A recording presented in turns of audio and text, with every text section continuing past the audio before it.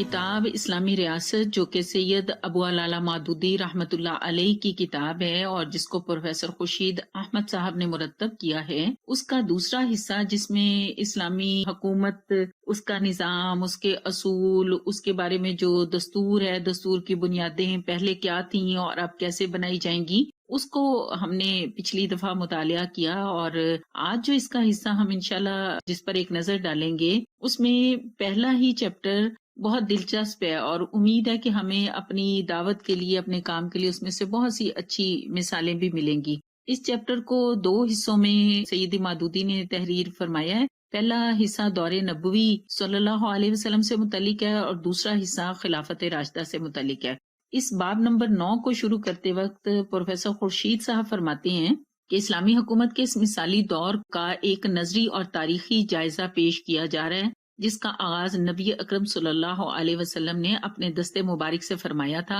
اور جس میں پوری انفرادی اجتماعی زندگی کی اثر نو تشکیل کی گئی ہے۔ یہ دور روشنی کا مینار ہے اور اسلامی تاریخ کے ہر دور میں مسلمان اسی منبع نور سے فیض حاصل کرتے رہے ہیں اور آئندہ بھی کرتے رہیں گے۔ اس باب کا آغاز اس طرح سے ہوتا ہے کہ دور نبوی صلی اللہ علیہ وسلم میں جب ہمارے نبی نے حکومت قائم کی اور 10 سال وہ مدینہ کی فلاحی ریاست تھی، تو اس کے بنیادی اصول و ضوابط کیا ہیں؟ یہ اصول ظاہر ہے کہ ہم بہت اچھی طرح سے جانتے ہیں، لیکن ان شارٹ اس کی پوری لسٹ یہ آپ کے سامنے آ رہی ہے، اور یہ 9 بنیادی اصول و ضوابط ہیں، جن میں سے پہلا وہی ہے قانون خداوندی کی بالاتری، یعنی کہ حاکمیت صرف اور صرف اللہ رب العالمین کی ہے، اور اہل ایمان کی حکومت دراصل کیا ہوگی؟ وہ ہوگی خلافت کی حکومت۔ دوسرا اصول عدل بین الناس، لوگوں کے درمیان عدل۔ عدل کیسے کہ قرآن و سنت کا دیا ہوا قانون سب کے لیے یکساں ہے، چاہے وہ امیر ہے، چاہے مامور ہے، چاہے عوام ہے، چاہے حکمران ہے۔ اور مساوات بین المسلمین، تمام مسلمانوں کے حقوق بلا لحاظ رنگ، نسل، زبان، وطن، تمام حقوق تمام مسلمانوں کے یکساں ہیں۔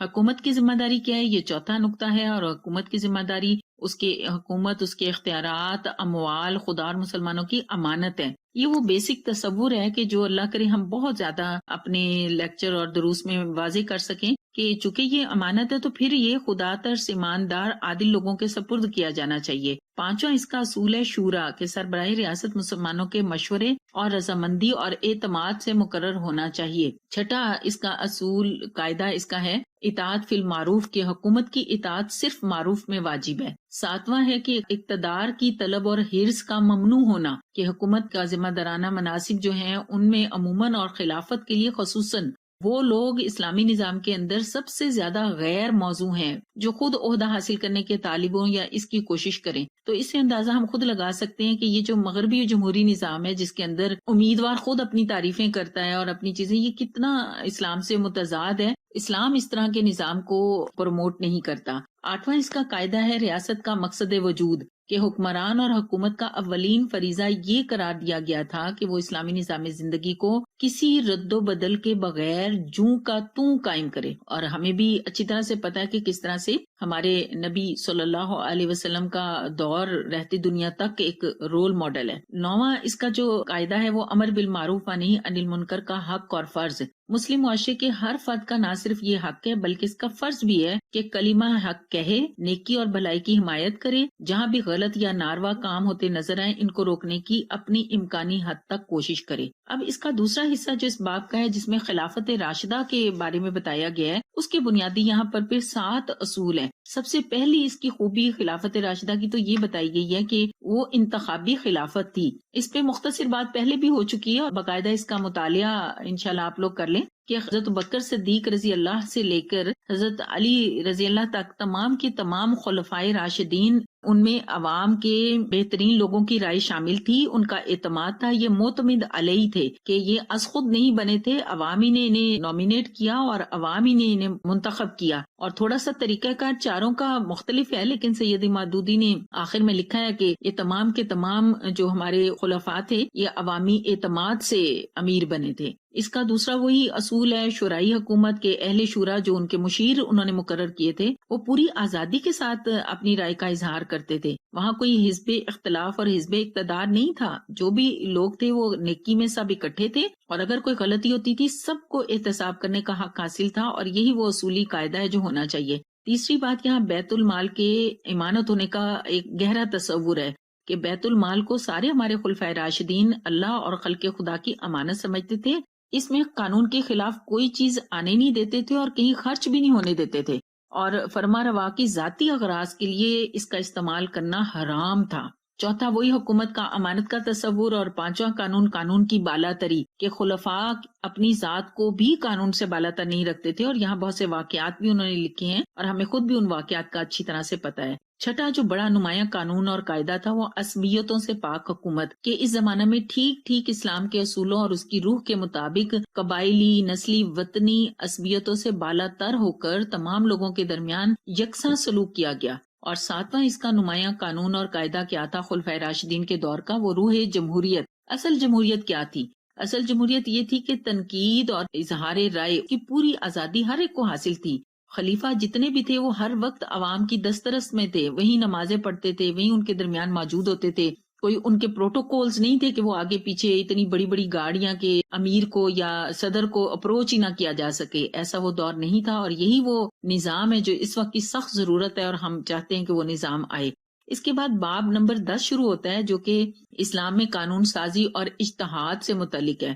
عزیز بہنوں، یہ اصل میں تو ایک علمی سا چیپٹر ہے. اس کے آپ موضوعات دیکھیں کہ اس کا پہلا موضوع ہے اسلام میں قانون سازی کا دائرہ عمل اور اس میں اجتہاد کا مقام، اور اس کے بعد چند اعتراضات اور ان کا جواب ہے. پھر تیسرا اس کا عنوان ہے قانون سازی، شورا اور اجماع، اور چوتھا اس کا عنوان ہے کہ نظام اسلامی میں نزاعی امور، کہ جب نزاع، کوئی جھگڑا یا اختلاف یا کوئی مختلف چیز ہوتی ہے تو اس کا فیصلہ کرنے کا اسلامی نظام کے اندر کیا طریقہ کار ہے. تو اس کے بارے میں پروفیسر صاحب نے جو ہمیں بتایا وہ یہ کہ یہ در حقیقت ایک مقالہ ہے جو سید ابو العلا مودودی رحمۃ اللہ علیہ کا ہے، اور جو انہوں نے مغربی مستشرقین اور مفکرین کے درمیان انہوں نے اس مقالے کو رکھا تھا. اور اس کے بعد پھر ایک صاحب نے کچھ سوال و جواب کیے تھے اور اس کے وہ اعتراضات اور سوال و جواب پھر پیش کیے گئے ہیں، وہ بھی اس کا حصہ بنا دیا گیا ہے. تو چونکہ یہ اجتماع بھی بین الاقوامی اسلامی مجلس مذاکرہ کا اجتماع تھا اور اس کے شرکاء بھی علمی تھے، تو اس لیے یہ بنیادی طور پہ تو ایک علمی ہے. قانون سازی کام ہی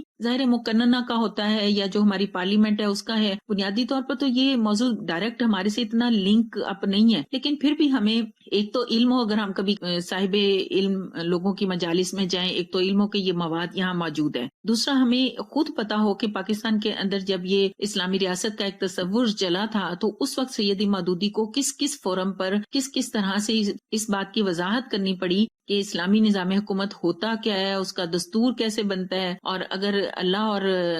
نبی اکرم صلی اللہ علیہ وسلم کو حاکمیت کا اور قانون سازی کا پورا اختیار اور حق حاصل ہے تو پھر عام خلیفہ یا عام ذمہ داران کیا کریں گے، عام مسلمانوں کا کیا حق ہے. یہ مختلف بحثیں تھیں جو اس وقت مسلسل اٹھتی چلی جا رہی تھیں، اور سید مودودی نے ہر فورم پر اسلام کی حقیقی روح اور مزاج بتانے کی پوری کوشش کی ہے. یہ بھی بنیادی طور پہ وہی مقالہ ہے، اور اس کے اندر جو بنیادی سوالات ہیں کہ قانون سازی کا دائرہ عمل کیا ہے اور اس میں اجتہاد کا کیا مقام ہے. ہمیں بھی تھوڑی سی بس یہ سینس ہونی چاہیے کہ یہ اجتہاد ہے کیا، اور کہاں سے انسانی اختیار شروع ہوتا ہے اور کہاں پر اس کا اختیار نہیں ہوتا. اس چیپٹر میں آپ دیکھیں کہ پہلے انہوں نے جو آغاز کیا اس چیپٹر کا کہ اسلام میں قانون سازی کا دائرہ عمل اور اس میں اجتہاد کا مقام، تو پہلے انہوں نے کہا ہے کہ دائرہ عمل سمجھنے سے پہلے دو اہم باتیں سب ہم ذہن نشین کر لیں، اور وہ دو اہم باتیں کیا ہیں کہ اسلام میں حاکمیت خالصتاً اللہ رب العالمین کی تسلیم کی گئی ہے. قرآن عقیدہ توحید کی جو تشریح کرتا ہے اس کی روح سے خدائے وحدہ لا شریک صرف مذہبی معنوں میں ہی معبود نہیں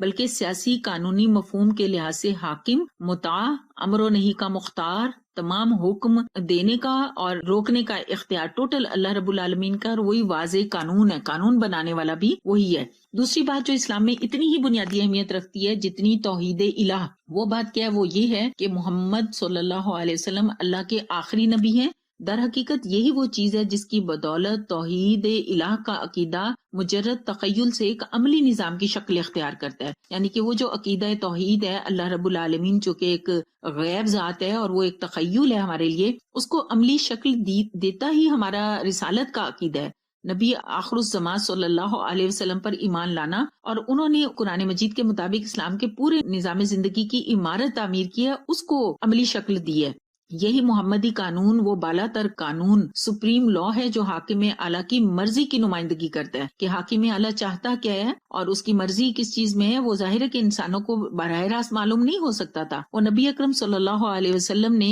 ایک ایک چیز واضح کر کے ہمیں بتائی، اور یہ قانون دو شکلوں میں ہمارے پاس ہے، ایک قرآن مجید اور دوسرا اسوہ رسول صلی اللہ علیہ وسلم یا سنت رسول صلی اللہ علیہ وسلم۔ اس قانون سازی میں جو انسان کا عمل دخل کہاں شروع ہوتا ہے، اس کے لیے پھر انہوں نے کہا کہ بظاہر تو یہی معلوم ہوتا ہے کہ جیسے انسان کو کوئی حق حاصل نہیں ہے، لیکن انسان کو کس طرح سے حق حاصل ہے اس کے لیے پھر انہوں نے کہا کہ انسانی زندگی کے مختلف معاملات ہیں، ان معاملات کے مطابق پھر سنت رسول صلی اللہ علیہ وسلم سے ہمیں پتہ چلا کہ کس طرح انسان قانون سازی کر سکتے ہیں۔ جیسے انہوں نے کہا کہ کچھ زندگی کے معاملات، اس کے بارے میں پہلا جو قاعدہ یہاں بتایا وہ تعبیر احکام ہے۔ تعبیر احکام کیا ہے کہ انسانی زندگی کے واضح معاملات جن میں قرآن اور سنت نے کوئی واضح اور قطعی حکم دیا ہے، انسانی قانون سازی کا اس میں دائرہ عمل کیا ہے کہ سب سے پہلے وہ ان قطعی احکامات کو ٹھیک ٹھیک معلوم کریں، دیکھیں کہ حکم فی الواقع ہے کیا، اس کا منشا اور مفہوم متعین کرے، اور یہ تحقیق کریں کہ کن حالات اور واقعات میں یہ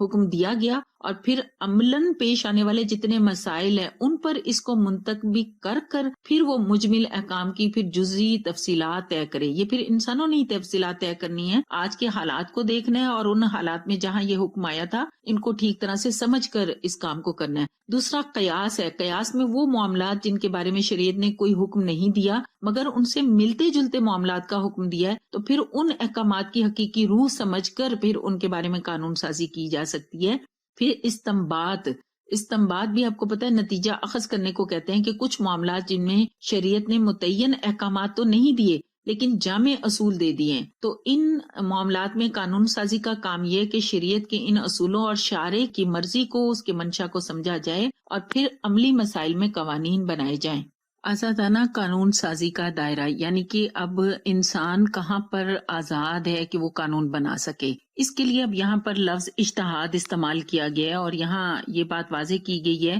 کہ بہت بڑی قسم ان معاملات کی ہے جس میں شریعت بالکل خاموش ہے۔ یہ مختلف معاملات ہیں نا جو پیچھے جو ہمارے گزر چکے ہیں، تعبیر احکام، قیاس، استنباط، اب یہ چوتھی معاملات کی قسم آ رہی ہے کہ یہ خاموشی،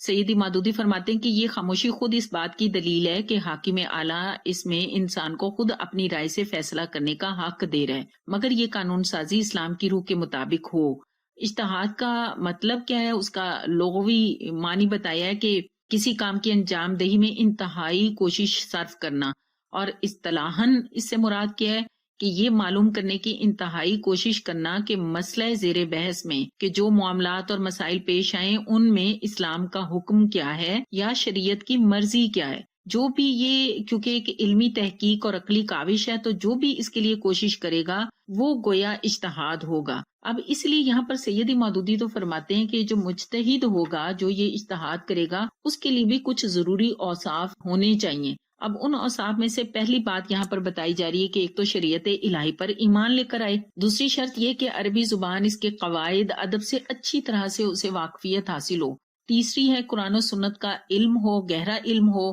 کہ جزوی مسائل تک وہ اس میں سے سمجھ سکے، چوتھی بات یہ کہ مجتہدین امت جنہوں نے اب تک اس پہ کام کیا ہے، کیونکہ قانون کے اندر ایک تسلسل ضروری ہوتا ہے، تو اس کے لیے مجتہد کو پورے کام سے واقفیت بھی حاصل ہو، پھر جو عملی زندگی کے حالات و مسائل ہیں جن کے بارے میں اس نے اجتہاد کرنا ہے اس سے بھی پوری واقفیت حاصل ہو، پھر اسلامی معیار اخلاق کے لحاظ سے کہا گیا کہ وہ عمدہ سیرت و کردار ہو تاکہ اس کی رائے پر اعتماد کیا جا سکے۔ یہاں پر پھر اجتہاد کا صحیح طریقہ بھی بتایا گیا ہے کہ کس طرح سے ہونا چاہیے اور کس اجتہاد کو کس وقت قانون کا درجہ حاصل ہوتا ہے۔ اس کے بعد پھر اس مقالے پر جو مختلف قانون سازی کے لحاظ سے اعتراضات تھے ان کو اور ان کے جوابات کو بہت عمدہ طریقے سے یہاں پر واضح کیا گیا ہے۔ پھر قانون سازی اور اس کے پورے 4 شعبے، پھر ان کو آگے وضاحت کیا، عدالتی اور ملکی قانون کیسا ہوتا ہے، پھر اجماع ایک جو بہت اہم اس میں ظاہر کے مسائل کے حل کے لیے ہے، اس کو بھی یہاں پر سیدی مودودی نے درج کر کے، پھر جو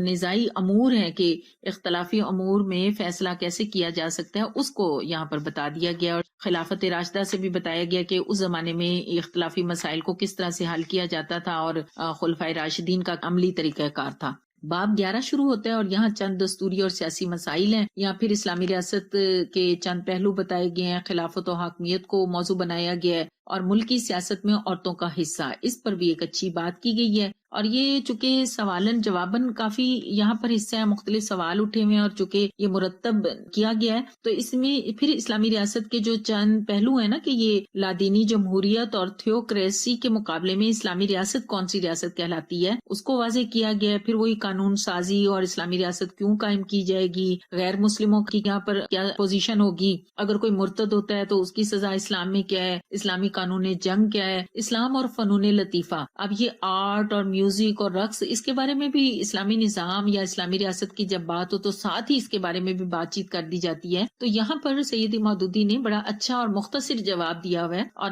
اگر کبھی ہمیں بھی ظاہر ہے اس کا سامنا کرنا پڑے تو ہمیں معلوم ہو کہ یہاں سے ہم بھی ایک اچھا جواب دے سکتے ہیں۔ اسی طرح سے کچھ فقہی اختلافات ہیں، آپ کو بھی پتہ کہ دیوبندی، بریلوی اور اس طرح کے فقہی ہمارے درمیان اختلافات ہیں، تو اس سلسلے میں بھی یہاں پر ایک بات کو واضح کیا گیا ہے کہ کیا وہ ایک اسلامی ریاست کے قیام کے اندر حائل ہے، وہ بڑا اچھا بیان کر دیا گیا کہ یہ معمولی فقہی اختلافات اسلامی ریاست کے درمیان بالکل حائل نہیں ہے۔ پھر اس کے جو دوسرا حصہ ہے اس میں اس سے متعلق سارے سوالات اور پہلو اکٹھے کر دیے گئے ہیں کہ خلافت سے مراد کیا ہے، حاکمیت سے مراد کیا ہے، الخلافت کیا ہے، حکومت الہیہ کیا ہے، پاپائیت اور حکومت الہیہ میں کیا فرق ہے، اسلامی حکومت اور مسلم حکومت، یعنی کہ کسی بھی مسلمان کی حکومت اسلامی حکومت نہیں ہوتی، اسلامی حکومت ایک اصولی حکومت ہے، اور یہ جو ہم پیچھے قاعدے قوانین پڑھ چکے ہیں اسی پر مشتمل اسلامی حکومت ہوگی، ہر مسلمان کی حکومت اسلامی نہیں کہلائے گی۔ یہ ایک وضاحت اچھی یہاں پر ہوئی ہے، اور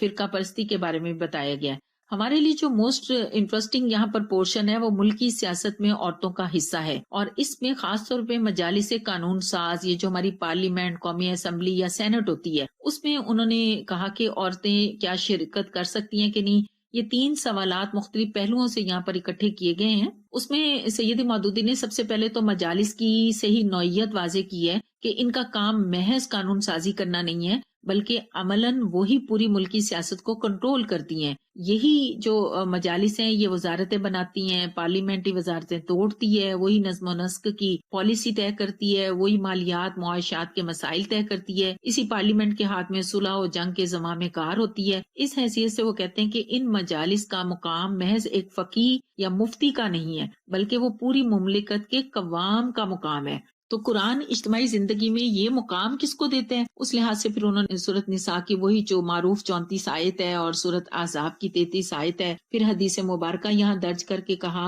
اور یہ ان کی رائے ہے کہ سیاست اور ملک داری عورت کے دائرہ عمل سے خارج ہے۔ یہ انہوں نے واضح یہاں بتایا ہے، لیکن ساتھ ہی یہ بھی اگلے سوال میں واضح کیا کہ عورت کی اعلیٰ تعلیم اور دیگر ان کے سماجی کردار کی اسلام نفی نہیں کرتا، بلکہ وہ کہتے ہیں کہ ان کو اعلیٰ تعلیم دلوانی چاہیے، لیکن اس کی شرط کیا ہو کہ ایک تو تعلیم مخلوط نہ ہو۔ یہ تو ظاہر ہے کہ ہم تو خود اب انسانوں کا تجربہ بتا چکے ہیں کہ مخلوط نظام تعلیم کتنا نقصان دہ ہے، اور انہوں نے یہاں پر بہت سے حوالے دیے ہیں کہ یہ انسانی نفسیات ہی کے کتنا خلاف یہ نظام ہے۔ اور دوسرا انہوں نے کہا کہ جو اعلیٰ تعلیم یافتہ خواتین ہوں پھر ان کو ان خواتین ہی کے اداروں میں ان کے خدمات کو ممکن بنانا چاہیے، نہ کہ مخلوط اداروں کے اندر۔ تیسرے سوال میں انہوں نے خاص طور پہ یہ بتایا کہ